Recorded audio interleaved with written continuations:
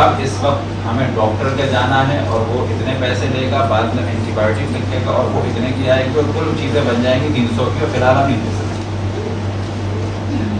اب اگر آپ نے وہ 300 بچوا دیے تو کم ثواب ہے یہ؟ بہت بڑا ثواب ہے. جسے کہتے ہیں کلچر کو اچھا کرنا ہے، معاشرے کو اچھا بنانا ہے، لوگوں کو شعور دینا ہے، طہارت کا بھی اور نظافت کا بھی. تو اس قسم کی بہت ساری مثالیں ہیں کہ جو ہمارے ارد گرد کی ہوتی ہیں، ان کو صحیح کرنا ہے، تدریجاً بہتری کی جانب لے کے. اب مثال کے طور پہ یورپ امریکہ میں یہاں بھی بعض لوگ تو خیال کرتے ہیں، اسپرے کرتے ہیں گھروں میں باقاعدگی سے، بعض لوگ توجہ نہیں ہوتی ندی ہو کیا کیڑے جمع ہو جاتے ہیں. تو بعض گھروں میں شعور نہیں ہے.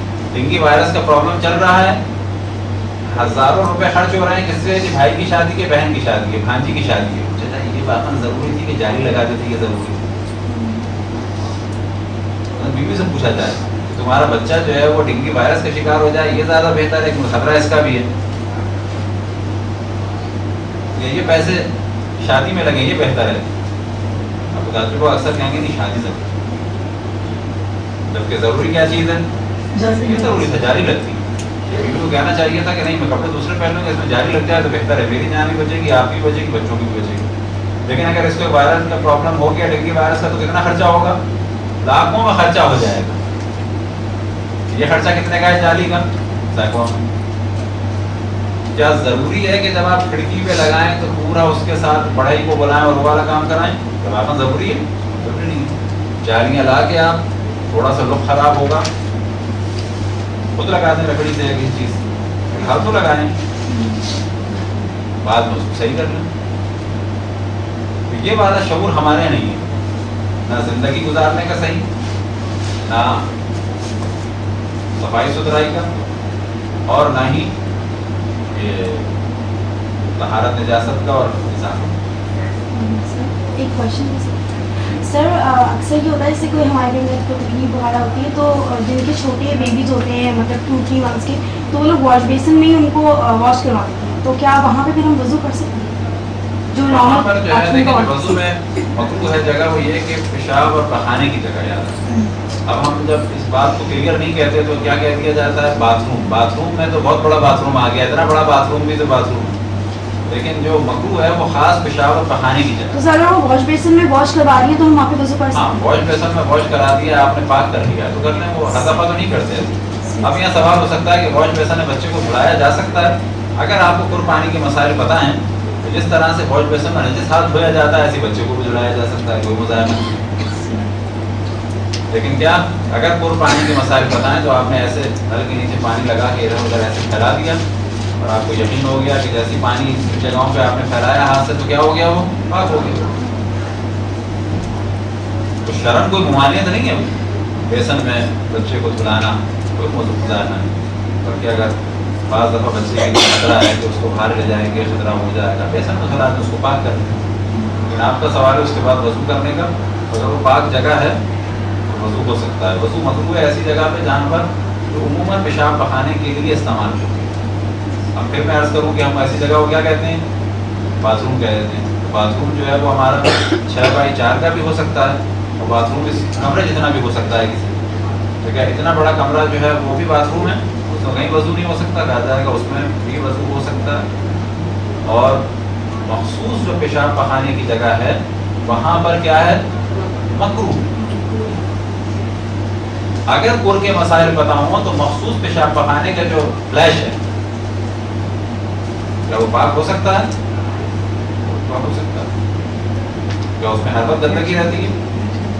مثال کے طور پر پائپ سے آپ نے لیا اس کی سیٹ ویٹ کو، یا پائپ سے لیا ادھر سے پانی بہا دیا، کہ پاک ہوگا؟ وہ پاک ہو گیا. یہ ہم نے پہلے بھی بتایا تھا کہ ہمارے یہاں یورپ وغیرہ میں آپ جائیں باہر تو باتھ روم اتنے زیادہ صاف ہوتے ہیں، اتنے زیادہ ویل ڈیکوریٹڈ ہوتے ہیں کہ یہ نہیں کہ ہم بھی اتنا ہی خرچہ کریں. لیکن ایک افسوس ہوتا ہے کہ ہم لوگ کیوں اتنے پیچھے، ہم سوچنے کی بات کیوں اتنے پیچھے. تو اس میں ایک مسئلہ اقتصادی آتا ہے یاد رکھیں، لیکن زیادہ مسئلہ اقتصادی نہیں ہے. زیادہ مسئلہ کیا ہے؟ شعور کا مسئلہ.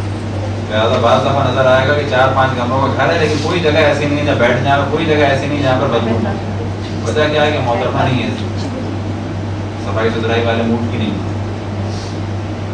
بعض گھر آپ کو ایسے نظر آئیں گے, آپ یقین جانیں کہ سیمنٹ کا فرش, زمین پہ بیٹھتے ہیں لیکن اتنی صفائی ہے کہ دل چاہے کہ اسی پہ بیٹھ جائیں, اور اسی کے اوپر جو ہے سو بھی جائیں کوئی مسئلہ نہیں. اور بعض ایسے گھر ہیں کہ 4-4, 5-5 کمرے ہیں, بے شک ماربل لگا ہوا ہے لیکن وہ بیٹھنے کے قابل نہیں ہے. کس پہ دار و مدار ہے؟ خواتین. خواتین کے ان کاموں کا دار و مدار کس پہ ہے؟ شوہر پہ. اور کام کی تقسیم بندی, کب کام کس طریقے سے اور کتنا کیا جائے. تو اس جانب تقریباً ہم ہر سیشن میں توجہ دلاتے ہیں کہ دیندار بننے کے بعد یہ والی کیفیت نہ آنے دیں کہ ہم دیندار ہیں تو بس گندے ہیں. یہ دین نہیں. یا ہم دیندار ہیں تو بس میک اپ نہیں کرتے. ہاں, دیندار بننے کے بعد یہ دیکھنا ہے کہ کس کے سامنے کون سا کپڑا پہننا ہے اور کس کے سامنے میک اپ کرنا ہے, کس کے سامنے نہیں کرنا. یہ کہنا کہ ہم دیندار ہیں میک اپ نہیں کرتے, کوئی دینداری کی بات نہیں ہے. دیندار کو میک اپ کرنا چاہیے, زینت آرائش کرنی چاہیے. کس کے لیے؟ اس کے لیے اللہ نے حلال قرار دیا. لہٰذا ہماری کس کے لیے کی جاتی ہے؟ شوہر کے لیے نہیں کی جاتی, پڑوسیوں کے لیے ہوتی ہے, روڈ والوں کے لیے ہوتی ہے, گلی میں چلنے والوں کے لیے ہوتی ہے. یعنی اگر آپ عام خواتین سوال کریں وہ کہیں گے نہیں اس کو. کہتا ہے کہ تم شوہر آیا تھا تو تم نے تو کچھ نہیں میک اپ کیا تھا. اب جو شوہر کے ساتھ نکل رہی ہو باہر, تم ایک ہفتے گھر میں رہتی ہو تو میک اپ نہیں کرتی. جب نکل رہی ہو تو میک اپ کر رہی ہو تو کس کے لیے ہے؟ شوہر کے لیے تو نہیں ہے. یہ حقیقت یہ ہے کہ وہ روڈ پہ چلنے والوں کے سامنے حسن کا جمال ظاہر, حسن کا جلوہ دینا. حقیقت یہ ہے. واقعہ ایران میں کسی نے بتایا تھا کہ آدمی نے ایک صاحب کی بیوی سے کہا کہ مجھے جو ہے وہ یہ والی لپسٹک پسند نہیں ہے اور آئی شیڈو یہ والا پسند نہیں ہے. اس کو ہاتھ کے سوال کر کے تم نے کیا کہا, دیکھو تمہارے لیے نہیں کیا ہے, ہمارے لیے کیا ہے. یہ والا میں کبھی ہمارے لیے کر کے نکلی ہے باہر, ہمارے لیے کیا ہوتا تو گھر میں کر کے, ہمیں نہیں اچھا لگا. لیکن سر شوہر تو کہتا ہے آپ شادی بھی اچھی لگی. سادہ رہے, ہمیشہ سادہ رہے, یقین آ جائے نا باقی شوہر کیا. اب ممکن ہے کہ بیگم ایسا میک اپ کرتی ہو کہ اس کو کہنا پڑتا ہو کہ آپ شادی, کیونکہ میک اپ کرنا جو ہے خود ایک ہنر ہے. ہمارے کچھ لوگ میک اپ کرتے ہیں, کچھ لوگ گیٹ اپ کرتے ہیں, یعنی ایک کوٹ کی کوٹ چڑھا, اور کچھ لوگ واقعاً جوکر بنتے ہیں, کچھ لوگ واقعاً جوکر بنتے ہیں. یہ خود ایک چیز آنی چاہیے اور یہ خواتین کو آنی چاہیے, اور آپ دیندار خواتین کو بھی آنی چاہیے, کیونکہ مظاہرہ نہیں ہے. ہاں, دیندار خواتین میں کتنا فرق ہونا چاہیے ہیئر اسٹائل میں اور میک اپ میں اور لباس میں, کہ کس کے سامنے کتنے بال کھولیں یا کھولیں کہ نہ کھولیں, اور کس کے سامنے کتنا جسم نظر آئے یا نہ آئے, اور کس کے سامنے زینت کریں اور نہ کریں. دیندار میں یہ فرق ہونا چاہیے. نہیں ہے کہ دیندار کہہ کے نہیں ہم لوگ دیندار لوگ ہیں, ہیئر اسٹائل پہ توجہ نہیں دیتے, ہمارے بال چپکے ہوتے ہیں, یہی اللہ خوش ہے. جہاں ہمیں بدبو آتی ہے ہم لوگ دیندار لوگ ہیں, رسول اللہ کے ماننے والے. رسول اللہ کبھی بغیر خوشبو کے نہیں نکلتے. حدثہ روایت میں ایک دفعہ خوشبو نہیں تھی تو آپ نے سوال کیا اپنے صحابی سے, خوشبو ہے کوئی؟ صحابی نے کہا کہ ہاں, ایک کپڑا ہے زعفران والا. کیا طریقہ ہوتا تھا کہ زعفران کو پیس لیا جائے. ہمارے یہاں بعض لوگ زعفران کا استعمال نہیں جانتے, ایسی ڈائریکٹ ڈالتے ہیں. وہ ڈائریکٹ نہیں ڈالی جاتی, ڈائریکٹ ڈالی جاتی ہے دکھاوے کی. اصل اس کا طریقہ ہے کہ آپ نے ایران میں دیکھا ہو چھوٹے چھوٹے سے حمام دستے ہوتے ہیں, ورنہ کسی پیاری میں چمچے سے اس کو پیسیں, جتنا پیسیں گے اس میں سے رنگ نکلے گا. اس زمانے میں طریقہ ہوتا تھا اس کو پیس کے ایک کپڑے کو اس میں ڈبو کے رکھ لیتے تھے پیک کر کے, اس کپڑے کو ہلکا ہلکا لگائیں گے. اب یہ اس زمانے کا کلچر تھا, کپڑا پیلا بھی ہو جائے تو کوئی برائی نہیں ہے. جیسے عربوں میں کلچر ہے کہ خوشبو جو ہے وہ لگائی بھی جاتی ہے اور خوشبو کی دھنی بھی دی جاتی ہے, اور دنیا اتنی زیادہ اچھی ہیں, خاص لوبان ہیں وہاں کی, کہ وہ خوشبو بیٹھ جاتی ہے. تو یہ بھی کلچر کی چیز ہے. اصل موضوع خوشبو ہے. تو آپ نے فرمایا خوشبو کا خوشبو نہیں ہے, وہ زعفران کا کپڑا ہے, تو آپ نے کلا ہو اس سے آپ نے خوشبو استعمال. تو یہ چیزیں بھی آنی چاہیے. بس دیندار جو ہے وہ یہاں آنے کے بعد یہ جانے کہ میں جسم کس سے چھپاؤں اور کتنا چھپاؤں, زینت کس کے سامنے کروں اور کس کے سامنے نہ کروں اور کس چیز سے کروں. اور بال چھپاؤں کس سے چھپاؤں اور کس سے چھپانا واجب نہیں ہے. اور یہ جان لے کہ کون سا ہیئر اسٹائل بنانا جائز ہے اور کون سا ہیئر اسٹائل بنانا جائز نہیں ہے. اور اگر وہ جائز نہیں ہے تو کیوں جائز نہیں ہے, یہ بھی ڈیپینڈ کرتا ہے. جائز نہیں ہے تو کیوں جائز ہے. میک اپ اگر جائز نہیں ہے تو کیوں جائز ہے. مثال کے طور پہ اگر وہ خاتون میک اپ کرتی ہے, نامحرم کے سامنے آتی ہے اور میک اپ انہوں نے پرفیکٹ کیا ہوا ہے, تو یہ حرام کیوں ہے؟ کیونکہ نامحرم کے سامنے. لیکن ایک خاتون آتی ہے اپنے محرم اور خواتین کے سامنے, کہا جائے گا ان کا میک اپ حرام ہے. فرض کرے وہ عجیب و غریب میک اپ کرے, کہا جائے گا غلط ہے. یا ایسا میک اپ کرے جو خاص علامت ہو معاشرے کے کسی کافر کی, یا خاص علامت ہو بہت ہی فاسق فاجر لوگوں کی. فرض کرے کہ ایسا میک اپ ہے, یعنی ایسی کچھ علامت ہے جو بہت ہی بدترین لوگوں کی علامت ہے. فرض کی بات ہوگی, کہا جائے گا یہ حرام ہے. کیوں حرام ہے؟ پہلے والا حرام تھا اس وجہ سے کہ نامحرموں کے سامنے. اور اگر اپنی شکل کو ڈرامہ بنا دیا تو کس وجہ سے؟ اگر جان بوجھ کے کیا, ویسے کہا جائے انگوش نمائی ہوئی, یعنی جان بوجھ کے کسی کو غریب و کھلیا بنا دیا, کہا جائے گا اپنی شخصیت کو خراب کرنا, کچھ نہیں. اور اگر خاص کوئی علامت ہے کافروں والی, کہا جائے گا نہیں جائے گا, نہیں کافروں کی علامت. خاص کوئی علامت ہے فاسقوں والی, فرض کریں کہ خاص انگوٹھی ہے, خاص انگوٹھی بد کردار خاص خواتین یا خاص مردوں, کہا جائے گا اس سے زینت صحیح نہیں ہے. کیوں کہ آپ اپنے آپ کو ان میں سے شو کریں. یا یہ کہ لڑکیاں یہاں پر وہ بنا لیں, ٹیٹو بنا لیں, گھر میں بنا لیے شوق کا ہو گیا. باہر بنائے تو کہا جائے گا اورگینیس ہو گئی. وہ ٹیٹو جو ہے اس کے ذریعے سے مذاق بن رہا ہے عورتوں میں آ کے, خوشنمائی ہو رہی ہے, تو کہا جائے گا جائز ہے, سے تو کھیل بنا. ان ٹیٹوؤں پہ خاص علامت ہے کسی فاسق و فاجر گروپ کی, کہا جائے گا یہ تو تم گناہ ہے کہ اپنے آپ کو اس گروپ کا ظاہر کیا جائے یا اس گروپ کا پرچار کیا جائے. ٹیٹو کیا چیزیں بنائی جاتی ہیں, اسپیکر ہیں اور کچھ جو ہیں وہ خالکوبی ہوتی ہے, مشین کے ذریعے سے اس میں رنگ بھرے جاتے ہیں. یہ اس وقت پورا چل رہا ہے, بعض عورتیں بھی اس قسم میں کام کرتی ہیں. اب وہ لگ رہی تو مظاہرہ نہیں, لیکن ہاں اس میں بھی مسئلہ یہ آئے گا, محرم کے لیے لگ رہی ہے بھائی نے دیکھ لیا, وہ مظاہرہ. کوٹ پہ لگ رہی ہے, مہندی لگ رہا ہے کہ نکل رہے ہیں, تو کہا جائے گا مہندی لگانے کا الگ موضوع ہے, جسم نظر آ رہا ہے خود جائز. تو ہر چیز میں بہت سارے نکات اور مسائل ہیں جو یہاں آنے کے بعد آپ کا کام ہونا چاہیے. وہ یہ ہونا چاہیے کہ ان مسائل سے آشنائی, نہ یہ کہ آپ کہیں گے نہیں کون آشنائی حاصل کرے, ہم نے تو میک اپ ہی چھوڑ دیا. اسی طرح بالوں کا کیا مسئلہ ہے, بال چھپنے چاہیے, یہ مسئلہ آ گیا محرم اور نامحرم کا. بال مردوں جیسے نہیں کٹنے چاہیے, کہ خواتین کی شرط کیا ہے کہ خواتین مردوں جیسے بال کٹوا لیں تو کوئی مظاہرہ نہیں, ایسے کٹوائیں ویسے کٹوائیں, لیکن عورتوں جیسے عموماً عورتوں جیسے. آپ کہیں گے جی امریکہ میں کچھ عورتیں گنجی بھی ہوتی ہے, وہ کچھ ہوتی ہیں, کچھ عورتیں امریکہ میں کچھ عورتوں کے پاس بال بوائے کٹ ہوتے ہیں, ان کو بھی چھوڑتے ہیں. عموماً کس کے کیا ہوتے ہیں, عموماً اتنے ہوتے ہیں, چاہے وہ کوئی سینیٹر ہو یا پریزیڈنٹ ہو یا پریزیڈنٹ کی بیوی ہو.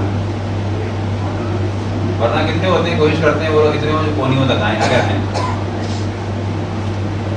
گنجا ہو جائے گنجی ہو جائے کوئی امریکہ کی ہیروئن, تو وہ یہ نہیں ہوگا ہم بھی گنجے ہو سکتے ہیں. عموماً کی بات. بس بالوں میں بھی آ جائے گا ایک مسئلہ بال دکھانے کا, وہ کس اعتبار سے محرم ہونا محرم. بال مردوں جیسے بنوانے, بس وہ آیا عورت کے سامنے بنوا کے جائیں تو جائز ہے, کہا جائے گا نا یہ چاہے عورت کے سامنے ہو چاہے مرد کے سامنے ہو, بال آپ نے مردوں جیسے بنائے جائز نہیں. پھر آ جائے گا مسئلہ کہ بالوں کا اسٹائل کوئی خاص دین کی علامت نہ ہو یا خاص کافر ہونے کی جانب انڈیکیٹ نہ کرے, یا کسی فاسق اور فاجر اور گمراہ گروہ یا تنظیم کی علامت. فرض کریں چھٹیاں باندھی جا رہی ہے خاص طریقے سے, وہ علامت ہے بہت ہی فاسق قسم کی خواتین. کہا جائے گا کہ یہ چھٹیاں آپ نے بنائی ہے صحیح, چھٹیاں اسلام میں جائز ہے, لیکن اس طریقے سے ایسے ریبن کے ساتھ یا اس طریقے سے یا فلانے اسٹائل سے یا سر کے فلانے حصے پہ رکھنا علامت ہو چکی ہے ان فاسق عورتوں کی یا اس فاسق گروہ کی, تو بس یہ آپ پہ جائز ہے. تو یہاں آنے کے بعد یہ والی کیفیت نہیں ہونی چاہیے کہ اب ہم بال نہیں بنواتے, اب ہم لباس نہیں پہنتے, اور اب تو بس ایک ہی لباس ہے، ہر لباس کے اوپر پہنا اور نکل گئے گاؤں. یہ کبھی کبھی جلدی میں ہو جائے کوئی مذائقہ نہیں، لیکن اپنے لیونگ اسٹینڈرڈ کو ہم نیچا کرتے ہیں کہ ہم مدرسے میں آ گئے. یہ ہمارے اعتبار سے دین پر اور علم دین پر ایک ضربت ہے. تدریجاً اس کا نتیجہ کیا ہوتا ہے کہ بعض ماڈرن خواتین کے درمیان دیندار کا مذاق. ہاں ماڈرن خواتین مذاق بنا رہی ہیں پردے کا تو وہ گناہ ہے، یہاں پردہ نہیں اتار سکتے. ماڈرن خواتین یہ کہیں کہ دیکھو اس کے کبھی بال دیکھو چپکے ہوئے ہوتے ہیں، بدبو آ رہی ہوتی ہے، کپڑے گندے ہوتے ہیں، یہ دینداروں کا حال ہے. تو کہا جائے گا یہاں پر اس ماڈرن یا بے دین خاتون کو اسلام کی توہین کرنے کا آپ نے موقع دیا. لگائی جا سکتی تھی، صفائی کی جا سکتی تھی، کپڑے پہنے جا سکتے تھے. تو یہ ایک بیلنس رہے مدرسے میں آنے کے بعد. کسی طریقے سے ملنے ملانے میں بھی بیلنس ہے، ایک شدت نہ ہو، یہ والی کیفیت نہ ہو جیسی کوئی آیا تو آپ کمرے میں مفاتیح جنان لے کے بیٹھی ہوئی ہیں، وہاں کہیں گے جیسے مدرسے میں گئی ہے صحیح. یہ والے پرابلم کیا ہوتے ہیں بعض دفعہ ازدواجی زندگی کے بعض لوگوں کے ذہن میں ڈالتے ہیں وہ مدرسے جا کے انسان سائیکو ہو جائے. بعض لوگوں کے ذہن میں ڈالتے ہیں کہ اس لڑکی کو لائے تو مفادی سے اس کو فرصت نہیں ہے. تو یہ اس قسم کے بھی جذبے اچھے نہیں ہیں. حتیٰ اگر کسی پر یہ غلط رجحان جا رہا ہو کہ یہ تو ایسے ہی کمرے میں بیٹھی رہتی ہیں اور پڑھتی رہتی ہیں، تو یہ رجحان بھی آپ کی پریکٹیکل لائف کے لیے بدنامی کا سبب ہو سکتا ہے. نارمل سا ہو کہ ہاں ہنستے بھی ہیں بولتے بھی ہیں، فرق اتنا ہے کہ جو حرام ہے اس سے بچنے کوشش کرتے ہیں، بچنے کی جو واجب ہے اس پہ عمل کرتے ہیں. تو یہ ایک بیلنس ہونا چاہیے. یہ ہمیشہ ہم مدرسوں میں توجہ دلاتے ہیں کہ مدرسے میں داخل ہونے کے بعد یہ بیلنس سے آؤٹ نہ، صفائی ستھرائی، اسی طریقے سے گھر کے ڈیکوریشن وغیرہ کے مسائل بھی جو ہیں کہ سوچیں کہ یہ تو اسراف ہے ہم نہیں کریں گے، ایسا کچھ نہیں ہے. ایک عام حالات میں ڈیکوریشن جو آپ کا لیونگ اسٹینڈرڈ ہے اس میں ایک عام سے ڈیکوریشن جو لاکھوں کروڑوں کے ناموں کوئی مذائقہ نہیں. ڈیکوریشن پیسز لاکھوں کے ہوتے ہیں، بلا شک لاکھوں کے، وہ اسراف. ہم نے پہلے بھی بات کا مثال دی، لیکن پوچھا تھا کہ آپ نے کہاں دیکھی. ہمارا خود ایک ہمیں آرٹ کا بھی شوق ہے اور اس قسم کی چیزیں دیکھنے کا بھی شوق ہے، تو بعض دفعہ ان کی مثال بھی دیتے ہیں وہ اسراف.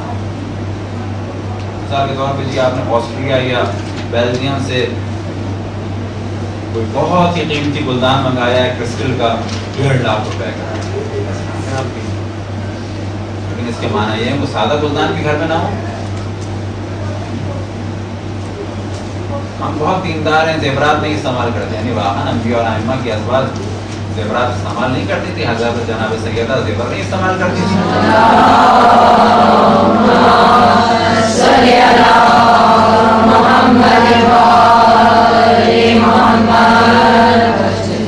نارمل مقدار میں، ہاں اسی میں سے وہ صدقہ بھی دیا انہوں نے بعض دفعہ غلوبند جناب سیدہ.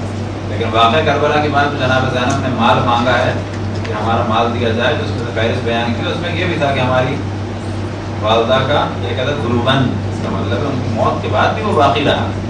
11 ہجری میں جناب سیدہ دنیا سے رخصت ہوئی، شہید ہوئی، اور 50 سال کے بعد وہ باقی تھا. اس کا مطلب ہے رکھا، اور وہ تبرکن تھا، لیکن ان کے لیے تبرکن تھا، جناب سیدہ کے پاس ہوتا. ایک نارمل مقدار میں زیور ہونا، نارمل مقدار میں زینت و آرائش ہونا، نارمل مقدار میں ڈیکوریشن ہونا، البتہ زمان اور مکان کے اعتبار سے. لہٰذا لیونگ اسٹینڈرڈ کے بارے میں جو بہت اہم موضوع آتا ہے وہ یہی آتا ہے کہ رسول اللہ صلی اللہ علیہ وسلم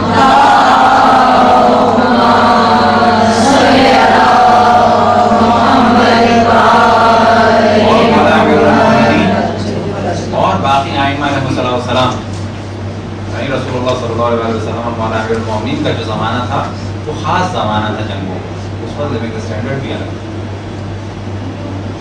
بعد کے ائمہ کا دور الگ تھا، لہٰذا بعض لوگوں نے ائمہ علیہ السلام پر اعتراض بھی کیا. سفیان ثوری پہ بعض لوگوں نے جیسے سفیان ثوری یا دیگر لوگوں نے امام محمد باقر، امام جعفر صادق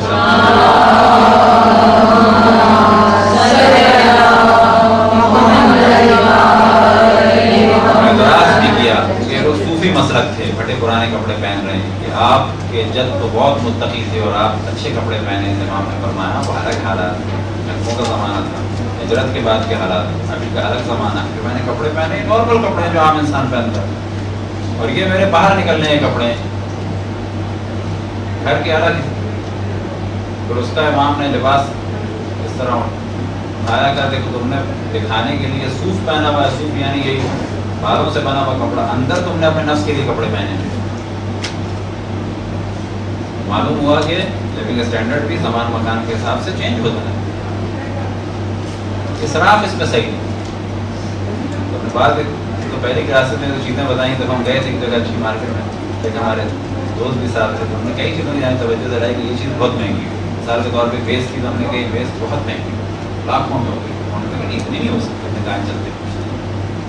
ہمیں آئیڈیا تھا کہ ہم رکھتے ہیں ان چیزوں کی جانب توجہ، جہاں بھی کہیں دیکھیں پورے دیں کیا ہے کیا نہیں ہے، کیا چیز ہے، کیسی ہے، کتنی ہے، کہاں کی ہے. ہمیں آئیڈیا تھا کہ یہ لاکھوں بیس کی تم تک میں اتنی بڑی ہوں. وہ رائٹنگ ٹیبل نہیں تھی ڈیکوریشن. میں نے کہا کہ یہ جو میز ہے حقیقت گولڈ پلیٹڈ، لیکن گولڈ اس میں اتنا نہیں ہے، مشہور کمپنی کی ہے. یہ وہ کمپنیاں ہیں جو بادشاہ اور بڑے بڑے لوگ خریدتے ہیں، وہ تو اس کا پیسہ لیتے ہیں. آپ کو تعجب ہوگا اس میں جب اس میز کے پیسے کنورٹ کرائے تھے پاکستانی کرنسی کے حساب سے، تو اتنی بڑی میز تھی جو ایک سائڈ ٹیبل کے طور پہ ایسے رکھتی ہیں یہاں پر، وہ 65 لاکھ روپے یا 2 سال 65 لاکھ روپے. ایک عدد کرسٹل کا استر تھا گھوڑے کا بنا ہوا. میں نے کہا یہ بھی بہت مہنگا ہوگا. عام آدمی دیکھے تو کیا کہ کسی فیکٹری کا بنا ہوا ہے، چائنا نے بنا کے نکال دیا ہوگا. پتہ چلا وہ فرانس کا تھا، مشہور کمپنی کا تھا، کرسٹل تھا، اس کو ہاتھ سے بنایا گیا، اس کو تراشا گیا ہے کہ اس طرح ہے.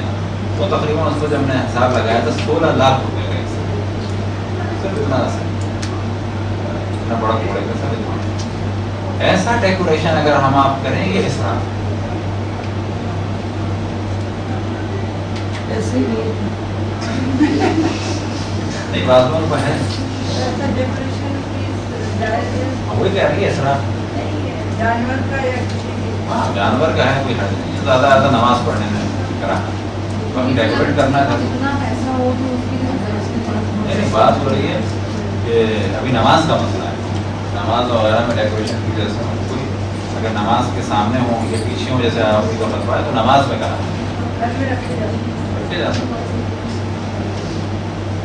کیونکہ ہمارے مجسمے کا مسئلہ ہے کہ بنانا غلط ہے، لیکن اگر بنا ہوا خرید لیں آرائش کے لیے تو کوئی حرج نہیں. لیکن اگر وہ مجسمہ جو ہے باطل کی ترویج کر رہا ہو، مثال کے طور پہ کیا ہٹلر کا سائن کا مجسمہ ہو، ہٹلر کا مجسمہ ہو، یا مثال کے طور پہ حضرت عیسیٰ کا مجسمہ ہو جس سے ہم لوگوں کو عیسائی سمجھیں، یا ہندوؤں کی مورتی ہو، ایسی چیزیں ہوں، یا گرو نانک کی مورتی ہو، یہ سب کچھ حرام ہے کیونکہ باطل کی ترویج ہو. لیکن اگر ایک عام سا کوئی مجسمہ ہے ڈیکوریشن پیس ہے اس کو کوئی حرج نہیں ہے. ہاں وہاں مسئلہ آئے گا نماز کا. تو ایک نارمل زندگی ہونی چاہیے خرید میں، فروخت میں، گاڑی میں. اب مثال کے طور پہ آپ سب کچھ اپنا لگا دیں اور کہیں کہ جی ہم نے گھر پر اپنا بیچ دیا ہے اور گاڑی لے لی ہے مرسیڈیز یا BMW کا، جا کے اسلام ہے. لیکن آپ کہیں کہ گھر ہمارا ہے، ہم نے گاڑی لے لی ہے 4 لاکھ سے. ایک کہتا ہے کہ یہاں پر اتنا 15 لاکھ کی گاڑی لے لی، وہ بھی صحیح ہے. یہ چیزیں ڈپینڈ کرتی ہیں کس کے پاس کتنا ہے. تو جائز حدود میں استعمال کرنا کسی قسم کی ممانعت نہیں.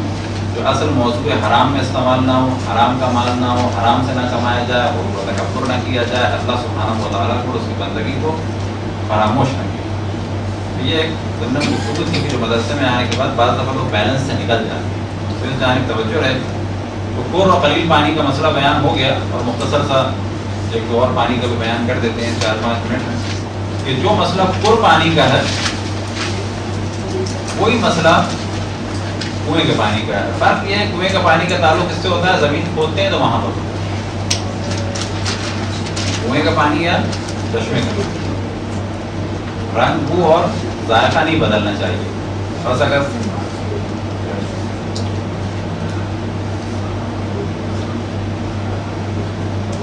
کیا آپ کی جانب سے نہیں تو انشاءاللہ رات میں اضافہ کریں گی پہلی کتاب تو رات میں اضافہ کریں گے، بعد میں بھی آپ انشاءاللہ کتابیں ہدیہ کریں. تو کنویں کے پانی کا بھی مسئلہ ہے کہ رنگ بو ذائقہ جب تک اس کا نہیں بدلے گا وہ نجس نہیں ہے. لیکن اگر نجس ہو جائے تو کیا ہوگا؟ اس کا طریقہ یہ ہے یا اتنا رکا جائے کہ وہ پانی کی نجاست ختم ہو جائے. وجہ کیا ہے کہ کنویں کا پانی بعض دفعہ زمین سے نکلتا ہے، بعض دفعہ دیواروں سے آتا ہے، ادھر سے آتا ہے دوسری دیواروں سے نکل رہا ہوتا ہے، تدریجاً پانی آتا چلا جاتا ہے، نکلتا چلا جاتا ہے۔ اب اگر اس میں نجاست کی وجہ سے رنگ و ذائقہ بدلا تو وہ نجس ہوگا، رنگ و ذائقہ نہیں بدلا تو کیا ہوگا؟ نجس نہیں ہوگا۔ کتا گر گیا، آپ نے زندہ نکال لیا، ہوا نجس ہوا؟ کتا گر گیا اور اس میں مر گیا، ہوا نجس ہوا۔ سارا پانی آپ نے کھینچا، پھر دوبارہ پانی آ گیا تو رنگ و ذائقہ کسی قسم کا بھی نہیں تھا، یہ کنویں کا پانی پاک۔ سارا پانی آپ نے کھینچا، پھر آیا، پھر بھی بدبو ہے، پھر کھینچا پھر بھی بدبو ہے مردار کی، پھر کھینچا پھر بھی بدبو ہے مردار کی۔ اس وقت تک کھینچنا ہے جب تک کہ یہ بدبو مردار کی نکل نہ جائے۔ لیکن اگر آپ نے چھوڑ دیا کتا نکالنے کے بعد، سالوں گزر گئے، 10 سال کے بعد اس بیابان سے آپ گزرے، اب پانی کیسا ہے کنویں کا؟ صاف و شفاف ہے۔ آپ نے 10 سال پہلے کتا مرا تھا، کہا جائے گا مرا تھا، اس وقت نجس تھا۔ اب آپ دوبارہ اس بیابان سے گزرے تو پانی صاف و شفاف ہے، اب کیا ہے؟ تو کنویں کے پانی کا مسئلہ بھی استعمال کے اعتبار سے اگر وہ کنویں میں ہے تو قربانی ہے۔ باقی رہ جاتا ہے مسئلہ انشاءاللہ بارش کے پانی کا اور جاری پانی کا، اور کنویں کے پانی کو بھی اور انشاءاللہ تفصیل سے بیان کرتے ہیں۔ گزارش ہے دعا کی خداوند تبارک و تعالیٰ مومن کی حاجت ہے، کچھ پریشانی ہے ان کو، کہ 10 دفعہ یا اللہ کہہ کر دعا فرماتے ہیں، یا اللہ یا اللہ یا اللہ یا اللہ یا اللہ یا اللہ یا اللہ یا اللہ یا اللہ یا اللہ، محمد ہمارے محمد تمام مومن مومنات دنیا کی بڑی مشکلات کو حل فرما، جن سے شر کا خطرہ ہے شر سے محفوظ فرما، سے محفوظ فرما، تمام کے ضرور میں تحقیق فرما۔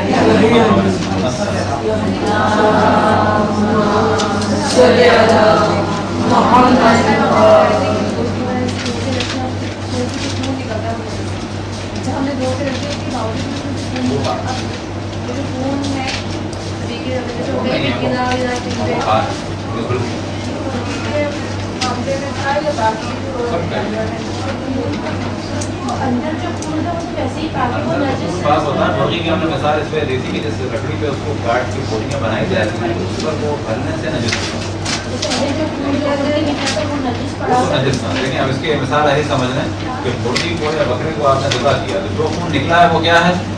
وہ نجس ہے۔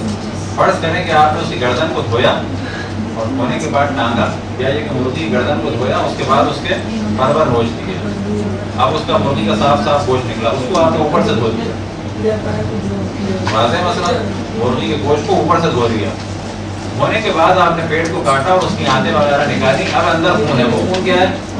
وہ سب پاک، جو نکلا تھا وہ نجس ہے۔ لیکن اب یہ مرغی پاک مانی جائے گی اس خون کے باوجود، کیونکہ اندر کا خون ہے۔ وہ جو ہم نے مثال بیان کی تھی، کیا بیان کی تھی کہ مرغی کو ایسے خون آلو تب سے نکال کے اس لکڑی پہ رکھتے ہیں، پھر اس کے بعد ایسے پر نوچتے ہیں، پھر اسی پر سے اس لکڑی کو ایسے صاف کرتے ہیں، وہاں پہ بوٹیاں بناتے ہیں، تو بوٹیاں بھی کیا ہوئی؟ نجس ہو گئی۔ ہاں، وہ اگر پانی سے آپ نے دھو کے پاک کر لیا، پاک کرنے کے بعد اس کو رکھ دیا، اب اس میں سے پانی نکل رہا ہے رنگین، تو یہ رنگین پانی خون نہیں، یہ رنگین پانی نکالا جائے گا خون سے، گوشت سے متصل ہونے کے بعد پانی چھوڑ گا۔ اگر ہم نے فریزر میں رکھ دیا اور بعد میں نکال کے ہم نے اوپر والا حصہ دھو لیا، فریزر میں رکھ دیا نجس روٹی کا پاک ہوتی نجس، ہم نے دھویا ادھر سے آ کے، وہ تو اوپر کا دھلا نا، اندر تو نہیں دھلا بوٹی، تو اندر بھی سب کچھ مطلب جب پگھل اندر سے جائے گا، مراد یہ بوٹی تھی اور یہ بوٹی، یہ دونوں نجس تھی، یہ دونوں ایسے چپک نہیں ہے۔ اب اس دو بوٹیوں کا یہ حصہ اور یہ حصہ دھل گیا ہے، یہ جو چپکا ہوا ایسا یہ تو نجس ہے۔ ہاں، جب وہ الگ ہو جائے اور بے شک سخت ہیں لیکن الگ ہو گئی ہیں، اب پاک ہو جائیں گے۔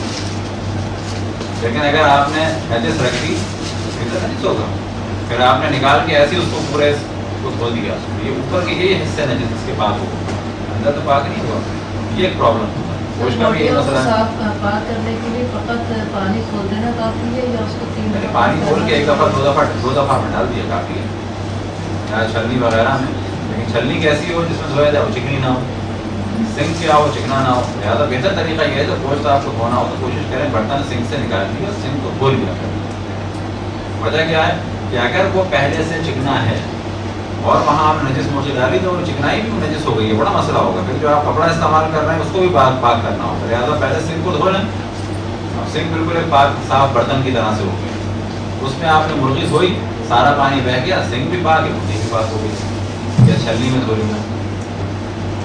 لیکن اگر آپ نے چکن سنک میں ڈالا ہے تو بھی کام ایک طرح سے بڑھ جائے گا. چکنائی پاک ہو سکتی ہے جب سنک جب پاک ہوگا تب چکنائی ہٹے گی. نہیں جیسے گوشت میں چکنائی ہے ہاں وہ تو بات ہے. تو اسی طرح اگر چکنائی سنک میں ہے وہ پاس کی چکنائی لیکن وہ چکنائی ہے گوشت کی کوئی جمی ہوئی چربی ہے جو اوپر سے پاک ہو جاتی ہے.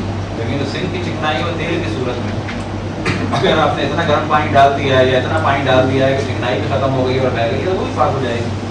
تو ڈپینڈ کرتا ہے کتنا آپ نے پانی ڈالا کب پاک ہوگی. اس میں کچھ اگر ٹیبل یا زمین کو خلیل پانی سے پاک کریں تو اس کا کیا طریقہ ہے. مثال کے طور پہ ایسے خلیل پانی سے پاک کریں. یہ آپ نے ٹیبل یہ فرض کریں ٹیبل تھی, اس میں یہاں پر نجاست ہو گئی. اب اس میں ایک طریقہ تو یہ ہے کہ آپ نے خلیل پانی سے ڈالا, وہ خلیل پانی اس پہ ڈالا اور کپڑا رکھ کے اٹھا لیا, پھر دوبارہ خلیل پانی ڈالا اور ایک اسی کپڑے کو پاک کر کر دوسرا پاک کپڑا ڈالا اور اس کو اٹھا دیا. لیکن کپڑے سے پہنچنے کی بات نہیں ہو رہی ہے, پانی ڈالنا چاہیے. تو پہلا مرحلہ ہے نجاست ہٹانے کے بعد یہ کام کم سے کم 2 دفعہ کیا جائے, ورنہ بہتر ہے 3 دفعہ کیا جائے. یا یہ کہ میز کو ایسے آڑا کیا, نجاست ہٹنے کے بعد 1 دفعہ پانی ڈالا, پھر اس کے بعد دوسری دفعہ پانی ڈالا, یہ پاک ہو جائے گی دوسری دفعہ بھی. لیکن اگر پر پانی ہے تو کیا کیا, نجاست ہٹانے کے بعد پر پانی کو آپ نے متصل کیا, جیسے ہی متصل کیا سب پاک ہو جائے گا. جو پانی پڑا ہے وہ کیا ہوگا, وہ بھی پاک. لیکن قلیل پانی میں جو پانی پڑا ہے وہ کیا ہے, وہ نجس ہے. اس کو یا خشک کرنا ہوگا یا ایسے بہانا ہوگا. لیکن اب جب آپ نے بہایا تو یہ جگہ تو نجس تھی, یہ بھی نجس ہو گئی. اور اتنا پانی بہے کہ یہ نجاست ہٹنے کے بعد ادھر پانی پڑا بہہ گیا, پھر ایسے پانی ڈالا بہہ گیا, تو تیسری دفعہ ڈالیں تو بہتر ہے. لہٰذا تیسری دفعہ کا خیال کیا جائے جب پانی ہے ہر صورت میں بہتر ہے. عام طور پہ دھو لیتے ہیں بس, کیونکہ آپ نے نہیں دیکھا ہے تو پاک. لیکن اگر بچا جائے تو ہم بہتر ہے. لیکن دھوتے ہیں وہ ٹب وغیرہ سے, لیکن بچنا بہتر ہے. ایک زمانے میں ہم جب آتے تھے تو بالکل بازار میں کھانا یا روٹی نہیں کھاتے. اب صرف ایک راستہ یہ رہ جاتا ہے کہ انسان کسی میں کچھ نہ وہ پریکٹیکلی کافی مشکل ہو جاتی ہے اور اس کے اثرات ہوتے ہیں. لہٰذا اس کو نجس بھی نہ سمجھیں کہ آپ ہر جگہ کھانے کو نجس سمجھیں, لیکن یہ سوچیں کہ جتنا بچا جا سکے اتنا بہتر ہے. مرغی وغیرہ کے مسئلے میں یہ جتنے بھی واٹر پمپ وغیرہ کے مرغی والے ہیں دوسری جگہیں عام طور پہ تو قبلے کا خیال نہیں کرتے. لہٰذا جب آپ مرغی خریدنے کا ارادہ ہو تو کوشش کریں کہ پہلے خود اس جگہ دیکھیں قبلہ کہاں ہے. مرغی والے سے پوچھیں اگر آپ کو گولڈن پیس لینے ہیں, اور خود دیکھیں کہ مرغی کہاں کاٹ رہا ہے. مثال کے طور پہ واٹر پمپ پہ بہت ساری ایسی جگہیں ہم نے دیکھی کہ ہم واضح دیکھ رہے ہیں قبلہ یہاں ہے اور وہ ادھر رک کر کے کاٹ رہا ہے. اب اسے جتنے بھی گولڈن پیس ہیں ہم نہیں خریدتے. اب یہاں کئی دکانوں میں زیادہ دیکھنا ہوگا کہ نا یہ قبلہ رخ کر رہا ہے, بس یہ والے بھی لوگ, ورنہ کیا کریں جو آسان طریقہ ہے خود مرغی خرید لیں, یہاں بھی نہ کاٹنا. قبلہ پتہ ہے تمہیں, آپ دانتوں کا بعض مرغی والوں کو اس علاقے میں مرغی بیچتے ہوئے سالوں گزر گئے, قبلہ نہیں کرتے.